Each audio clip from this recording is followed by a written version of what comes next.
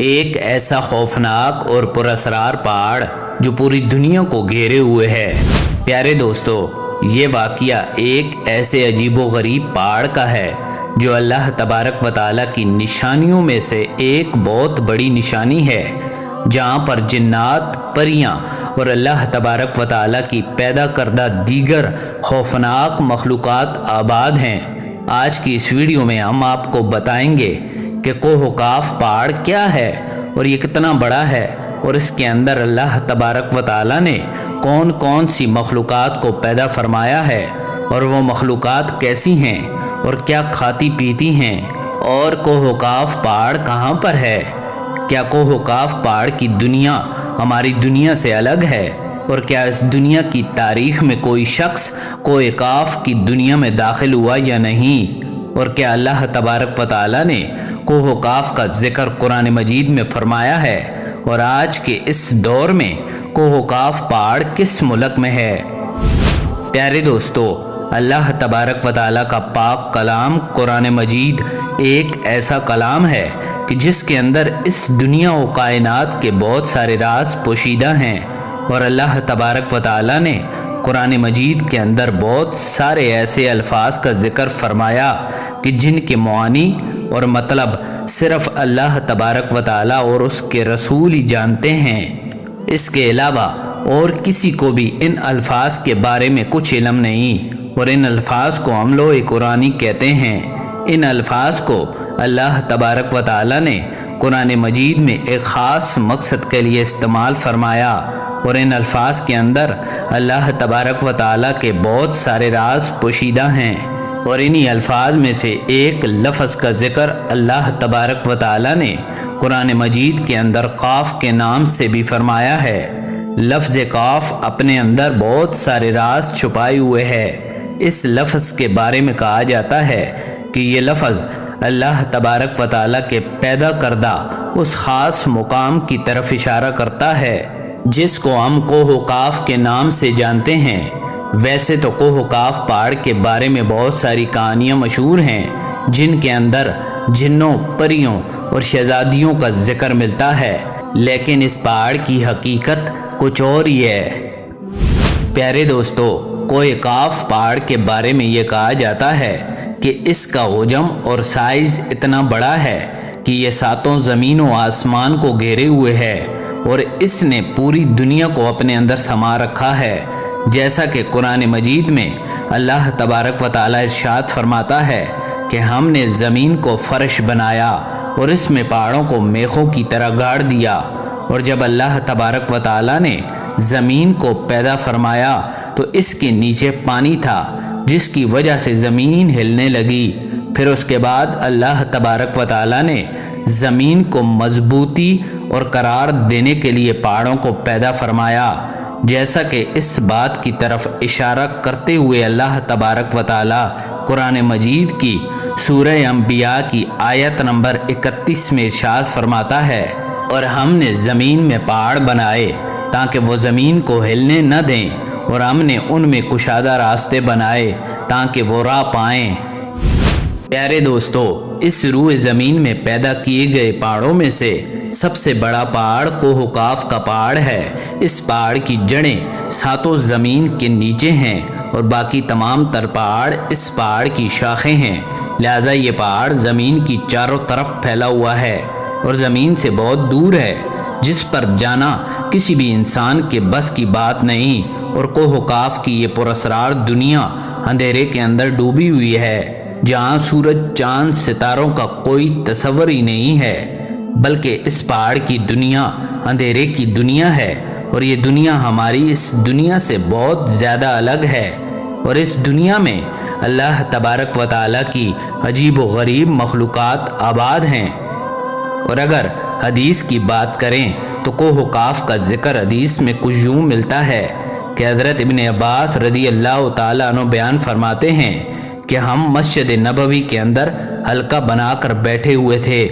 اور نبی کریم صلی اللہ علیہ وآلہ وسلم ہمارے پاس تشریف لائے، اور نبی کریم صلی اللہ علیہ وآلہ وسلم نے ہم سے پوچھا کہ تم کیا کر رہے ہو، تو ہم نے عرض کی کہ یا رسول اللہ صلی اللہ علیہ وآلہ وسلم، ہم سورج کے متعلق غور و فکر کر رہے ہیں کہ سورج کیسے طلوع ہوتا ہے اور کیسے غروب ہوتا ہے۔ اس پر نبی کریم صلی اللہ علیہ وآلہ وسلم نے ارشاد فرمایا کہ تم لوگوں نے اچھا کیا، اسی طرح اللہ تبارک و تعالیٰ کی مخلوق میں غور و فکر کرو، لیکن خالق میں غور و فکر نہ کرنا، کیونکہ اللہ تبارک و تعالیٰ جس کے لیے جو چاہتا ہے پیدا کرتا ہے۔ اور تم اس بات پر تعجب کرو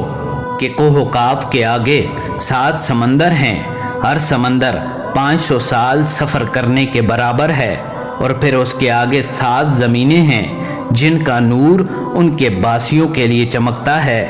پھر نبی کریم صلی اللہ علیہ وآلہ وسلم نے ارشاد فرمایا کہ کوہ و کاف کے آگے 70,000 مخلوقات ہیں، یہ تمام مخلوقات اڑتی ہیں اور ان کو پرندوں کی شکل میں پیدا کیا گیا ہے، اور ان کے بچے پیدا ہوتے ہی اڑنے لگتے ہیں، اور یہ مخلوقات اللہ تبارک و تعالیٰ کی حمد و ثنا بیان کرنے میں ذرہ برابر بھی وقفہ نہیں کرتی۔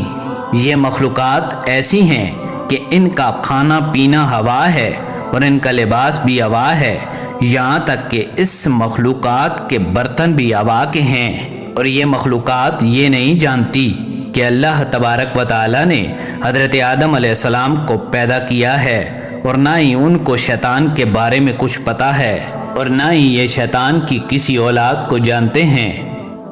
اللہ تبارک و تعالیٰ نے کوہ و کاف دنیا کے گرد تخلیق فرمایا ہے۔ کوہ و کاف کے درمیان یہ دنیا اس طرح موجود ہے جیسے انگوٹھی کے درمیان انگلی، اور کوئی بھی انسان وہاں تک پہنچ نہیں سکتا، کیونکہ کسی بھی انسان کو وہاں تک پہنچنے کے لیے 4 مہینے اندھیرے میں سفر کرنا ہوگا۔ اور یہ وہ پہاڑ ہے کہ جہاں نہ کوئی سورج ہے اور نہ کوئی چاند ہے، یہاں تک کہ یہاں پر آباد مخلوق چاند اور سورج کے بارے میں کچھ نہیں جانتی کہ اللہ تبارک و تعالیٰ نے چاند اور سورج کو بھی تخلیق فرمایا ہے،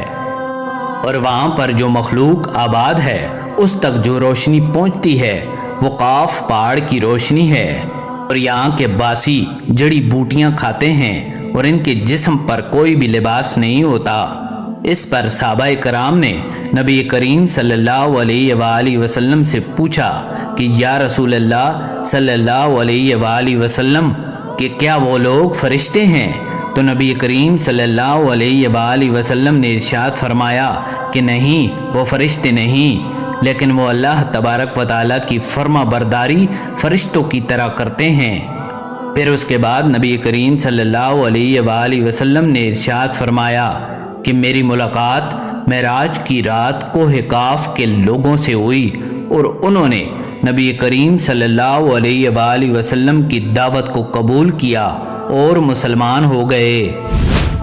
پیارے دوستو، اسلامی روایات کے مطابق کوہ کاف پہاڑ کو جنوں کا وطن کہا جاتا ہے،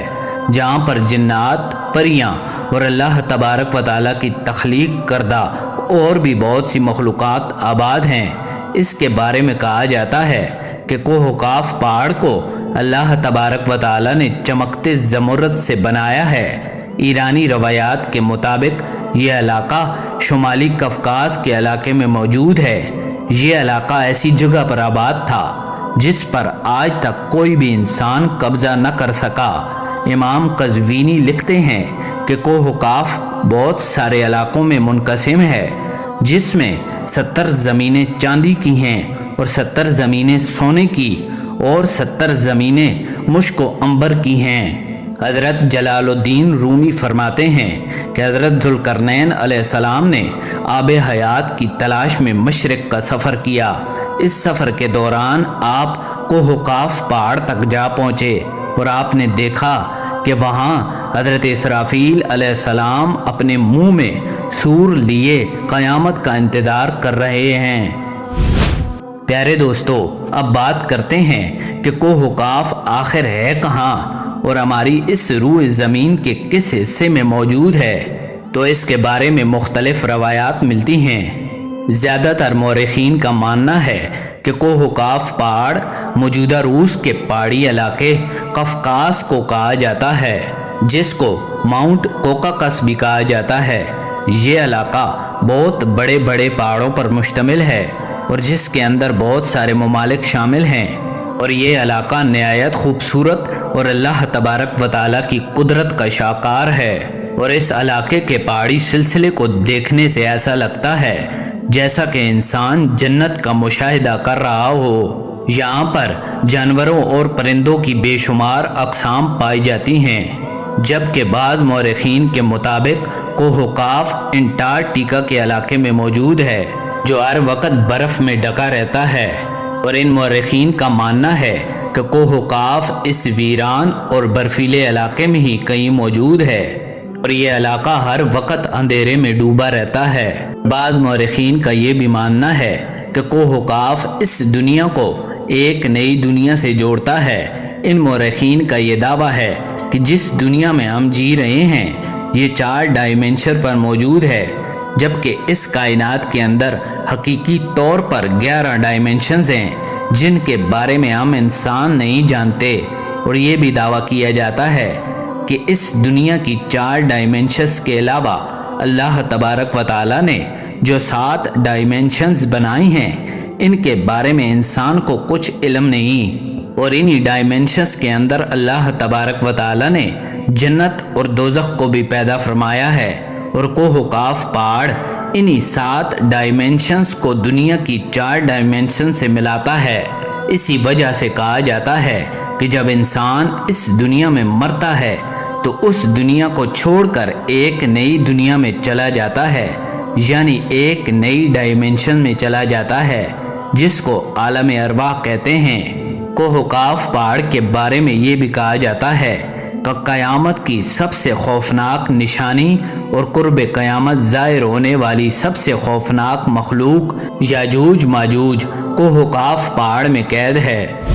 प्यारे दोस्तों, हकीकत तो ये है कि कोहकाफ अल्लाह तबारक व तआला के राज़ों में से एक राज है, जिसके बारे में आज तक किसी को कुछ पता नहीं चल सका। इस राज की हकीकत क्या है, इसके बारे में सिर्फ अल्लाह तबारक व तआला और उसका रसूल ही बेहतर जानते हैं। उम्मीद है हमारी आज की ये वीडियो आपको ज़रूर पसंद आई होगी।